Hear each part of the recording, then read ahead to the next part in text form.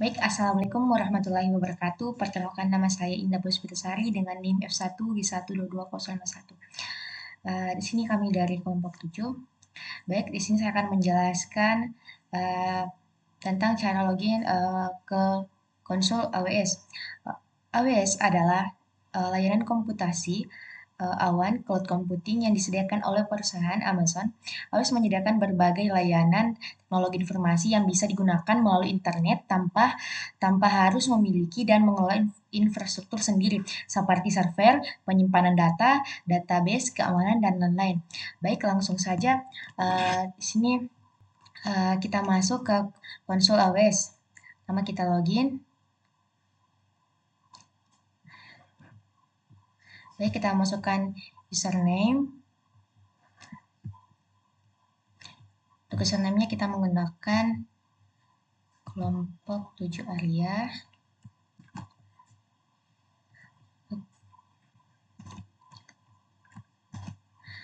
Ya, langsung show password. Langsung kita sign in.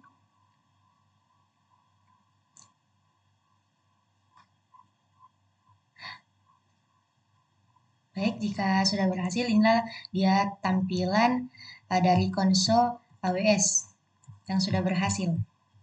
Baik, langsung saja saya akan ke materi selanjutnya. Bismillah, sebelumnya perkenalkan saya Mitra dengan NIM F1G1222053. Di sini saya akan melanjutkan pembahasan terkait dengan itu bagaimana kita membuat EC2 dan itu meluncurkan instance-nya. Ini merupakan tampilan awal ketika kita sudah berhasil masuk ke konsol AWS-nya. Dan untuk membuat EC2-nya di sini kita perlu klik saja untuk EC2. Dan untuk meluncurkan instance di sini, kita pilih yang menu instance. Selanjutnya itu langsung saja untuk luncurkan instance. Nah, untuk nama di sini kami di sini menggunakan itu kelompok 7 Arya. Selanjutnya untuk gambar aplikasinya itu kami menggunakan Ubuntu. Selanjutnya untuk MEA-nya kami pakai yang di sini ada Ubuntu Server 24 dan 22. Kami pakai yang terbaru saja yaitu Ubuntu Server 24.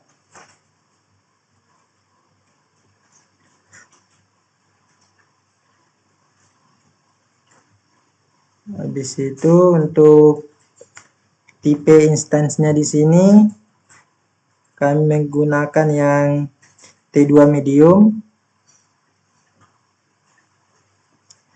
Untuk pasangan kunci ini untuk kelompok 7 Arya. Dan di sini kita perlu centang yang untuk izinkan ini dan ini agar sistem yang kami buat itu bisa diakses melalui website begitu.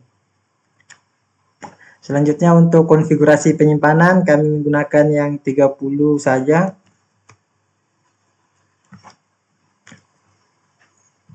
Selanjutnya di sini kita cek terlebih dahulu jangan sampai ada kekeliruan.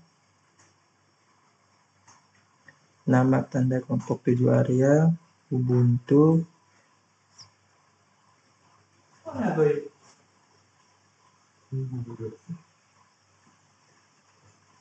Ubuntu server, habis itu tipe instan T2 medium, pasangan kunci kelompok 7 Arya. Ini centang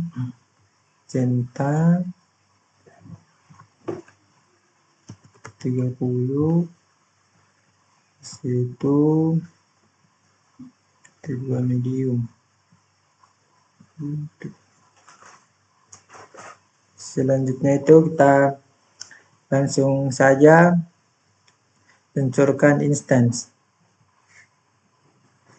ini proses meluncurkan instansi yang kita buat tadi. Nah, untuk prosesnya itu sudah berhasil. Dan untuk mungkin itu saja dari saya. Untuk langkah selanjutnya akan dijelaskan oleh teman saya. Sekian. Assalamualaikum warahmatullahi wabarakatuh. Perkenalkan, nama saya Rode Muhammad Mahfud Iksan dengan NIM F1G1222021. Di sini saya akan melanjutkan materi kelompok 7.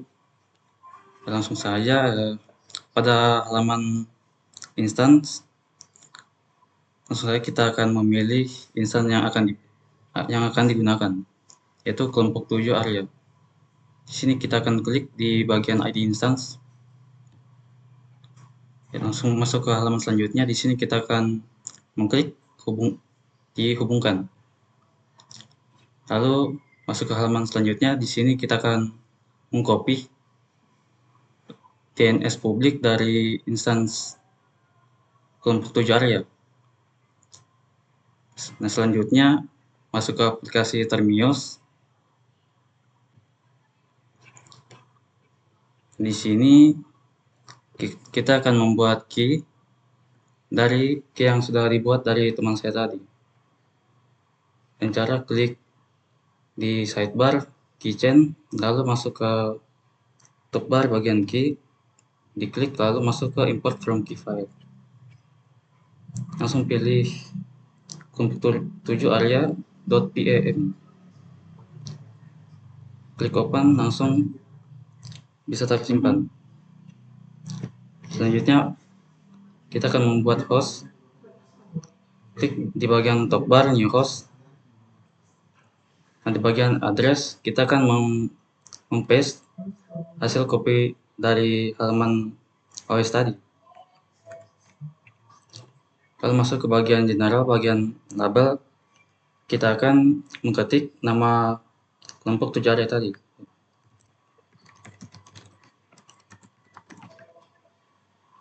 Selanjutnya bagian credentials, bagian username, di sini kita akan mengisi Ubuntu. Lalu bagian key,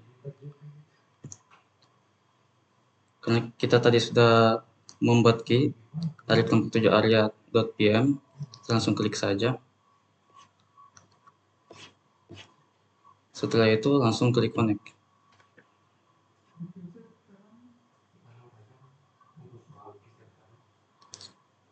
Oke, sekian pemaparan dari saya. Saya lanjutkan ke teman kelompok saya. Terima kasih.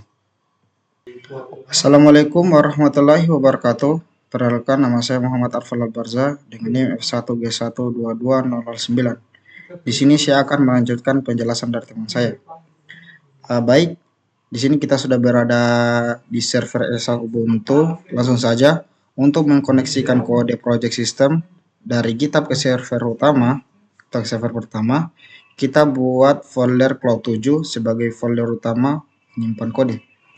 Baik, di sini kita akan menuliskan kode mkdir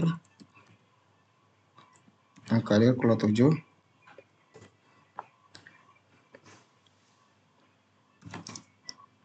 Terus kita melakukan cd Cloud7. Baik, lalu di sini kita clone project GitHub ke folder Cloud7. Kita melakukan git clone.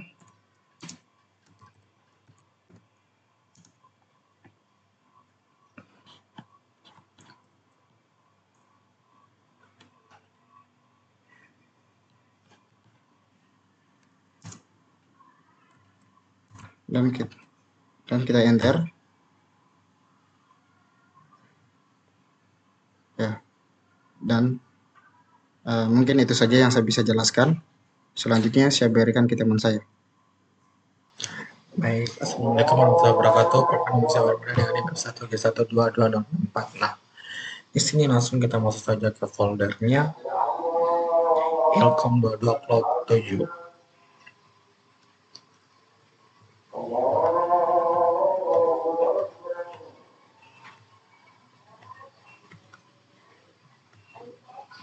Nah, setelah itu kita update dan install Python 3.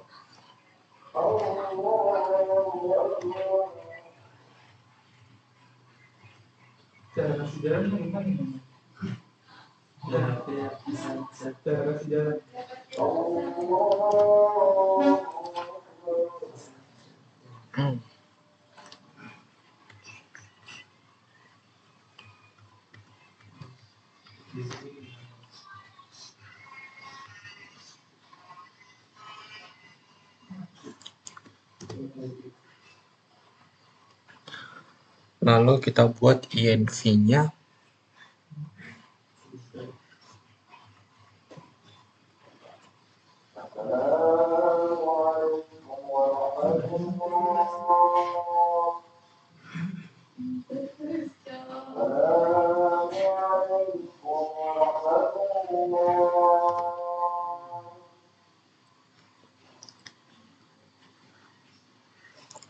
Lalu kita aktifkan env-nya.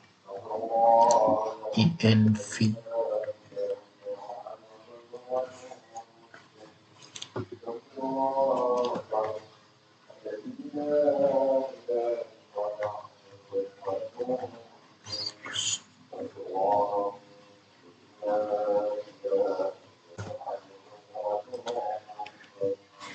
Kemudian kita buka folder sistem laporan yang berisi rekrutmen txt-nya.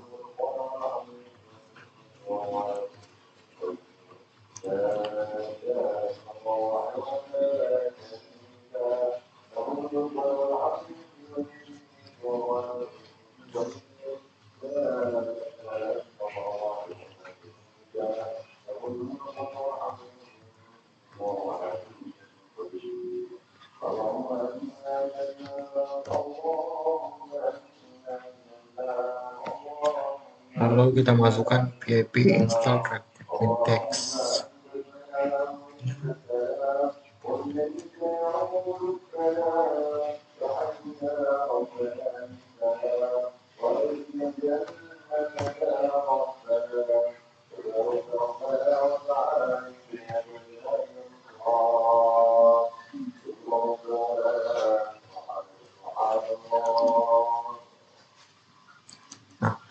Baik, mungkin itu saja dari saya.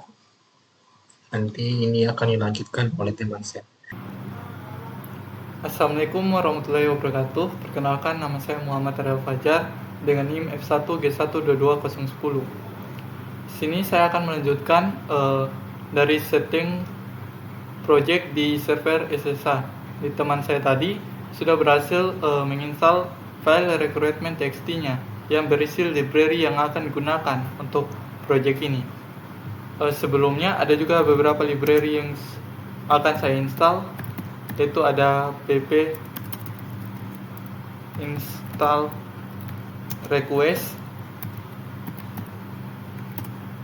selanjutnya ada pp install .env untuk membaca nanti API dari Brevo. Baik, berhasil menginstal. Selanjutnya kita buka folder setting untuk mengedit isi dari settingnya. Di sini ada beberapa source code yang saya sudah siapkan untuk mempersingkat waktu. Di sini kode ini berfungsi untuk membuka file setting.py di server SSH ini. Selanjutnya kita edit. Di sini debug ini kita ganti menjadi false untuk tahap deployment. False. Selanjutnya kita masukkan IP publiknya dan DNS dari website yang kita pakai, memakai AWS. Kita ke AWS. Ini dia. Selanjutnya ini ada DNS-nya, kita copy.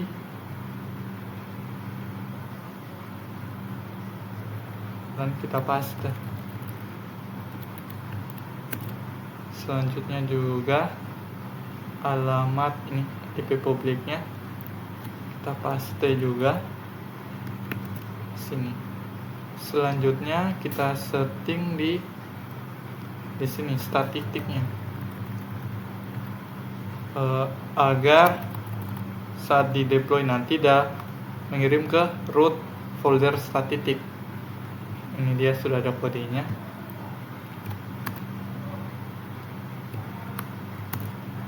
Supaya nanti saat di call static maka file-file yang akan digunakan akan di copy dan disimpan di static files. Kita simpan. Bentar.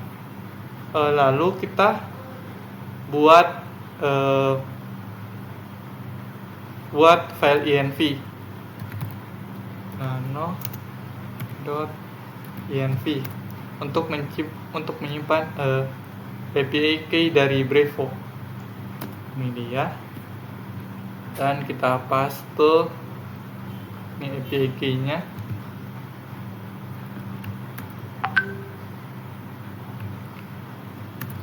Ini dia Brevo API key-nya dan kita simpan. Setelah berhasil kita buka kita buka file email ap.py, ada di sistem laporan, dokumen, utils, email api.py. Kita buka.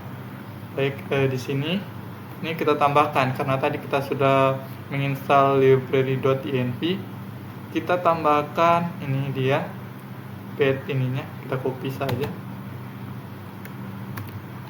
dan kita paste di sini.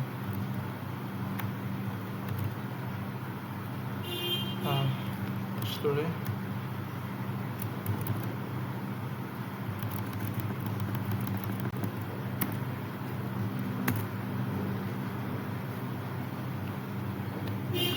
Tidak tercopy semua. Aduh.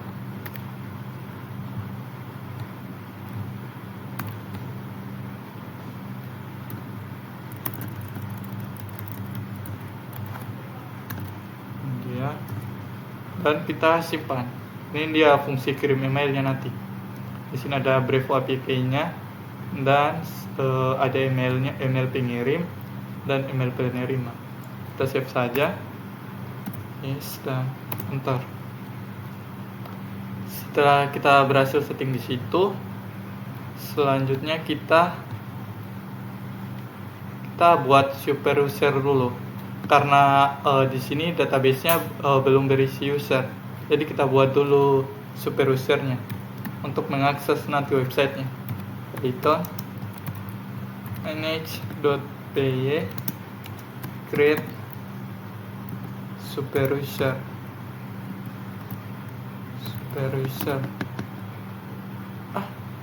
Ada sedikit salah. Kita migrate dulu. Python manage.py migrate agar model usernya dibuat dan model-model lainnya.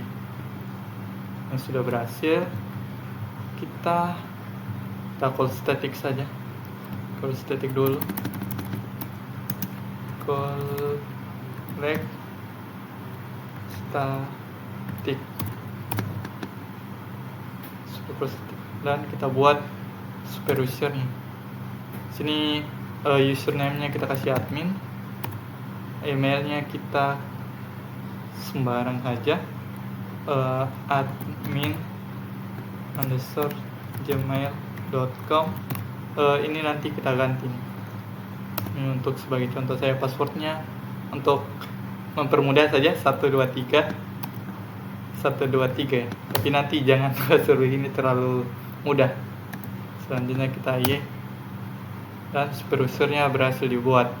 Selanjutnya ini kita run, kita Python manage.py run server memakai alamat umum yaitu 0000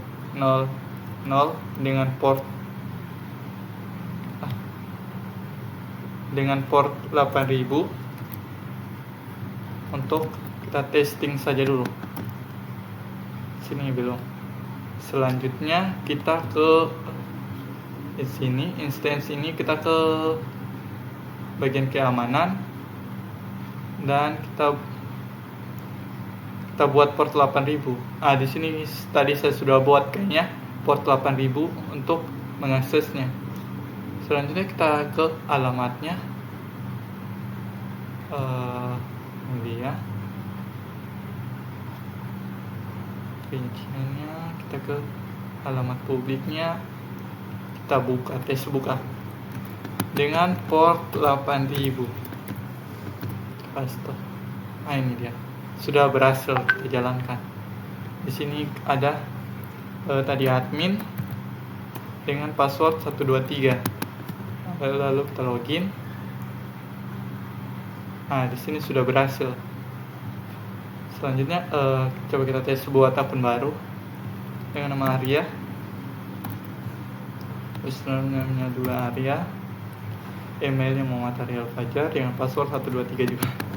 Kita buat akun. Ini saya mau mengetes dari API dari notifikasi tadi memakai Brevo, apakah sudah berjalan atau tidak. Kita login dan ini dia, kita unggah dokumennya. Sini dokumen nomor 1, tanggalnya hari ini, irbannya Sembarang, anggotanya Arya, jabatannya tanggung jawab sini mitra,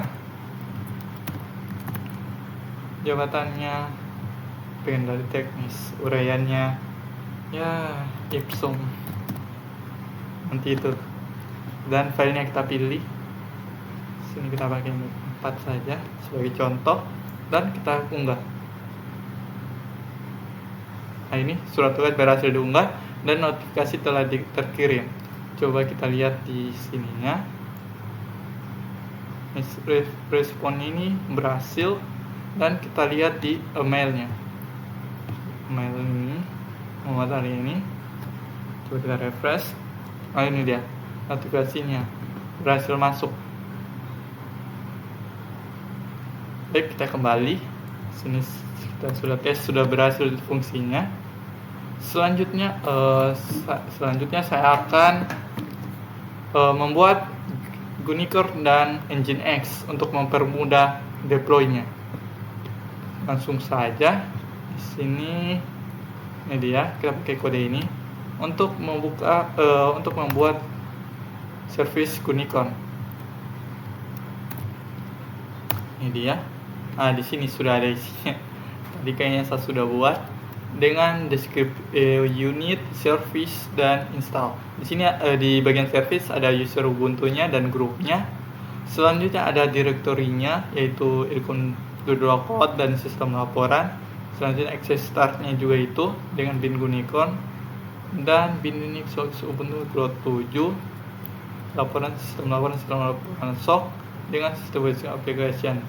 Ini sudah benar code-nya, kita simpan saja.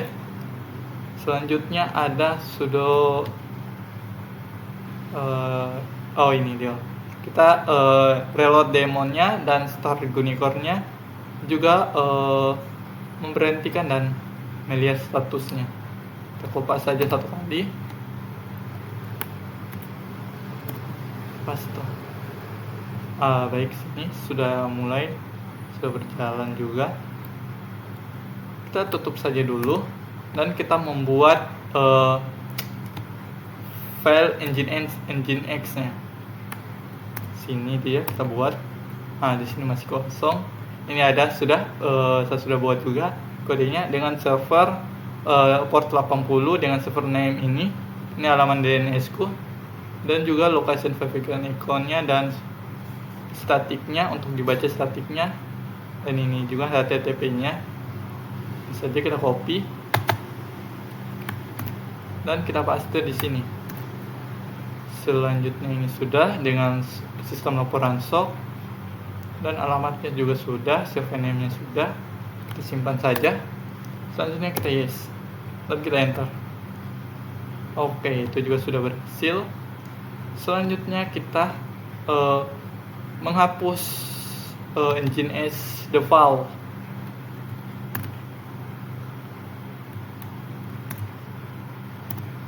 dan untuk memakai Nginx yang baru kita buat tadi.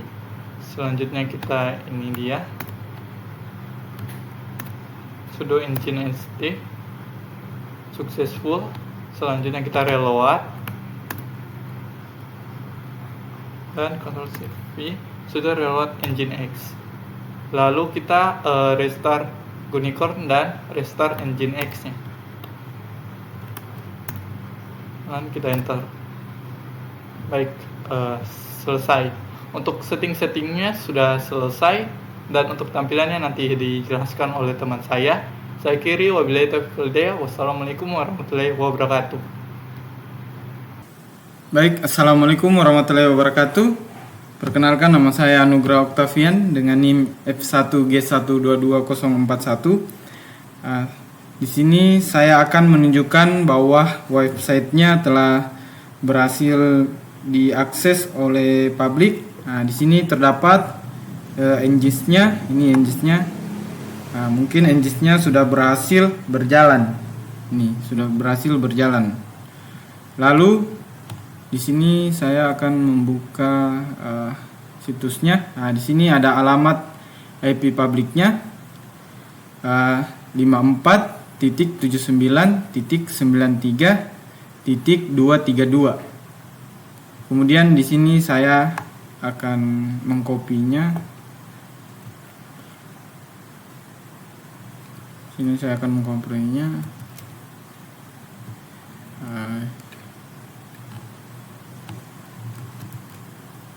Bentar.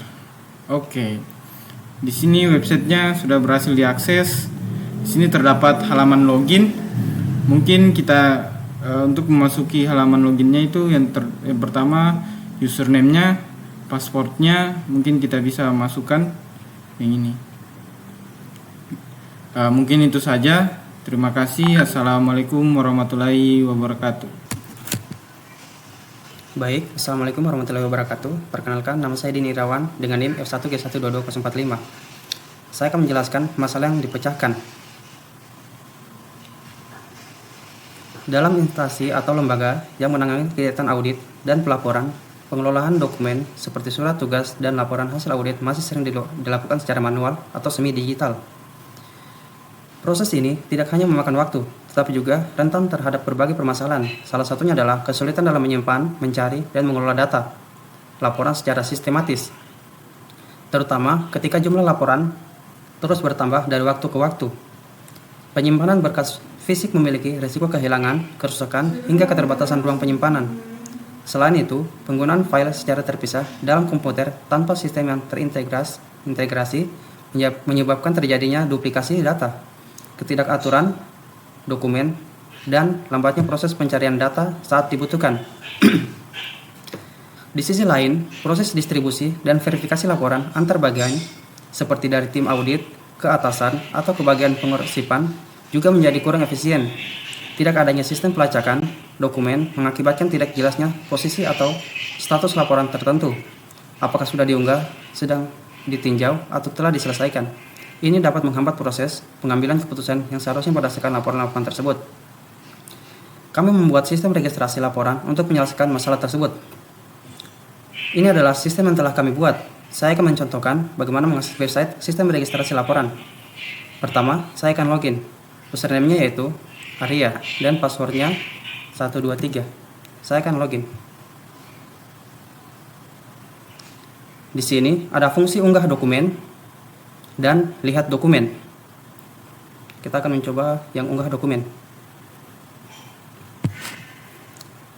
Baik, ini adalah form unggah surat tugas untuk menyimpan data surat tugas ke sistem. Saya akan mengisi formnya. Pertama, kita akan masukkan nomor surat. Kita akan masukkan, kemudian kita mengisi tanggal surat. Selanjutnya kita pilih IRBAN. Kemudian kita menambahkan anggota. Kemudian kita pilih jabatan sebagai pembantu penanggung jawab. Kemudian kita masukkan uraian terserah sebagai contoh. Selanjutnya kita akan memilih file. Ini saya akan memilih file. Kemudian kita akan unggah. Baik, proses unggah surat tugas telah berhasil. Selanjutnya akan dijelaskan oleh teman saya. Baik, Assalamualaikum warahmatullahi wabarakatuh. Perkenalkan, nama saya Dini Irawan dengan NIM F1G1224045. Saya akan menjelaskan masalah yang dipecahkan. Dalam instansi atau lembaga yang menangani kegiatan audit dan pelaporan. Assalamualaikum warahmatullahi wabarakatuh. Perkenalkan, nama saya Dita Irawan dengan NIM F1G1224037. Sini pertama-tama kita akan memilih fungsi lihat dokumen. Kemudian di sini ada fitur pencarian dan format surat tugas. Lalu di sini selanjutnya kita mengupdate. Di sini ada file laporan, kita sisa mengisi isi dari laporannya. Pertama itu ada judul laporan, kita isi laporan UAS. Lalu tanggal laporannya terserah juga.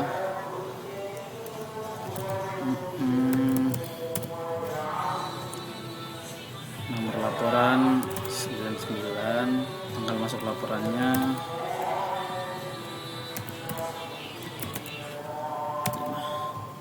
5. Kemudian setelah itu kita pilih file.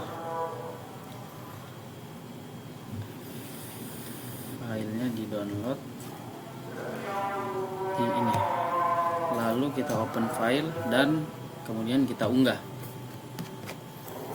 Ya, kita bisa lihat di sini laporan berhasil diperbaharui. Sebagai penutup, di sini dibutuhkan sebuah sistem informasi yang mampu melakukan registrasi, pengolahan dan monitoring dokumen secara digital dan terintegrasi. Sistem registrasi laporan ini dikembangkan untuk menyelesaikan permasalahan tersebut. Dengan adanya sistem ini, proses dapat diunggah. Proses unggah dokumen, pencatatan informasi penting, serta pelacakan laporan dapat dilakukan secara otomatis dan efisien. Selain itu, sistem juga mendukung keamanan data, kemudian akses, serta pencarian data secara cepat berdasarkan tahun atau unit kerja terkait. Dengan demikian, sistem ini diharapkan mampu meningkatkan produktivitas, ketertiban administrasi, serta kualitas pengambilan keputusan di lingkungan kerja. Sekian dari saya. Assalamualaikum warahmatullahi wabarakatuh.